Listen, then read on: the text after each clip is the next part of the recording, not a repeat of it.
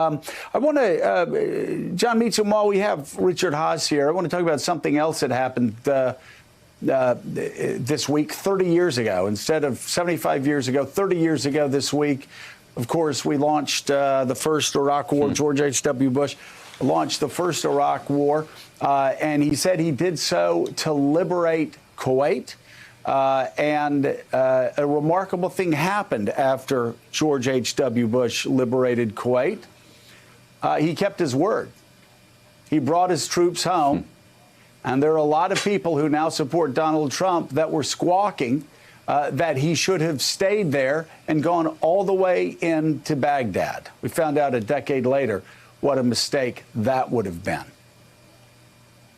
Yeah, Jim Baker, one of Baker's better lines is nobody says that anymore, circa 2004. 2005. To me, the hinge point of the Bush presidency was on Sunday, August 5th, 1990, when he's coming back from Camp David. He's talking into this tape recorder diary, and he's worrying about whether the Arab world will actually stand up to Saddam. And he decides they won't, and is worried about the Saddam going into Saudi Arabia and therefore blowing up the world order. So I'd like to ask our friend Dr. Haass to pick up the story where you were in the White House that afternoon, and you know the helicopter's coming. Can you tell us what happened? Sure, John. I got a call from Brent Scowcroft, National Security Advisor, saying he couldn't meet the president. Would I meet him on the South Lawn, brief him? There was going to be press there.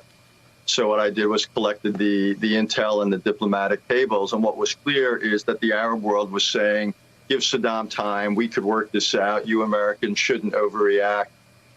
This is against the backdrop of a somewhat divided administration based upon the initial cabinet meeting. So when I met the president, I briefed him.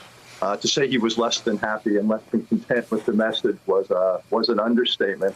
And that's when he strode to the camera and issued, those fateful words: "This aggression against Kuwait will not stand." He was ahead of the administration. For him, it was a point of principle. It was, I thought, extraordinarily courageous and clear. He thought that this was one of those, not just a hinge point for his presidency, but for history. He thought the character of the post-Cold War world was in the balance.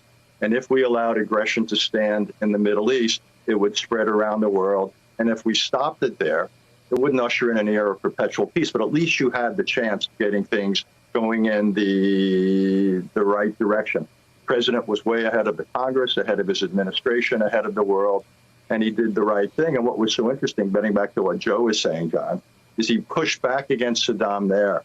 But he also had the discipline not to go on to Baghdad. He knew he was disciplined enough to keep the war limited.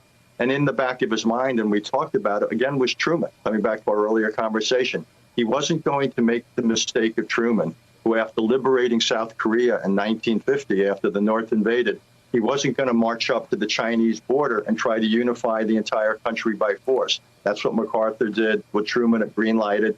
And another 20,000 Americans died in that phase of the war. So it seems to me Bush got it right on both ends, resisting aggression, but then also having the discipline to keep the war limited. Thanks for checking out MSNBC on YouTube, and make sure you subscribe to stay up to date on the day's biggest stories. And you can click on any of the videos around us to watch more from Morning Joe and MSNBC. Thanks so much for watching.